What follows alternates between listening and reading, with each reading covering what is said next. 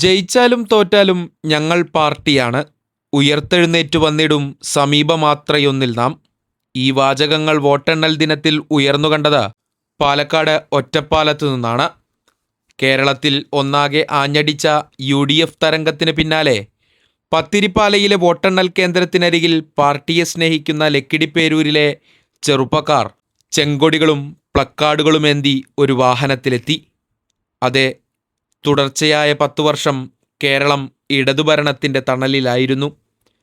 വികസനത്തിൻ്റെയും ജനക്ഷേമത്തിൻ്റെയും അനേകം പാതകൾ വെട്ടിത്തുറന്നെങ്കിലും മൂന്നാം ഊഴത്തിന് ഒരിട നൽകാതെ ജനവിധി മറിച്ചൊന്നായിപ്പോയി.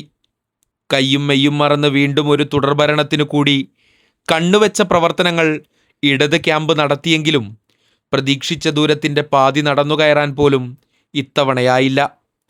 ഇടതുഭരണത്തെ അധികാരത്തിൽ നിന്നും താഴെയിറക്കുമെന്ന് ജനങ്ങൾ വലിയൊരു വിഭാഗം തീരുമാനമെടുത്തു കഴിഞ്ഞിരുന്നു.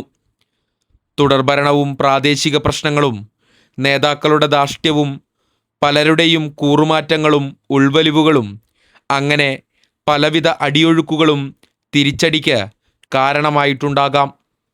ആടിയുലഞ്ഞിട്ടുണ്ടെന്നും അടിപതറിയിട്ടുണ്ടെന്നും വസ്തുതയാണ്. പക്ഷേ തകർന്നടിഞ്ഞെന്ന് പൂർണ്ണമായും എഴുതി വായിക്കാനാവില്ല. എവിടെയെല്ലാമാണ് ഉൾവലിവുകൾ വന്നിട്ടുള്ളതെന്ന് പരിശോധിക്കുമ്പോൾ അടിമുടി ഇഴകീറിയ വിശകലനങ്ങൾ ആവശ്യമായി വന്നേക്കാം. തിരുത്താനും മുന്നേറാനും തിരിച്ചുവരാനും തിരിച്ചറിവുണ്ടാവാനും അവസരങ്ങൾ ഇനിയുമുണ്ടാവും.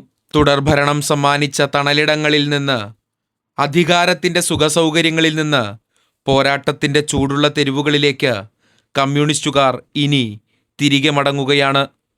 News for you online, Ottapalam.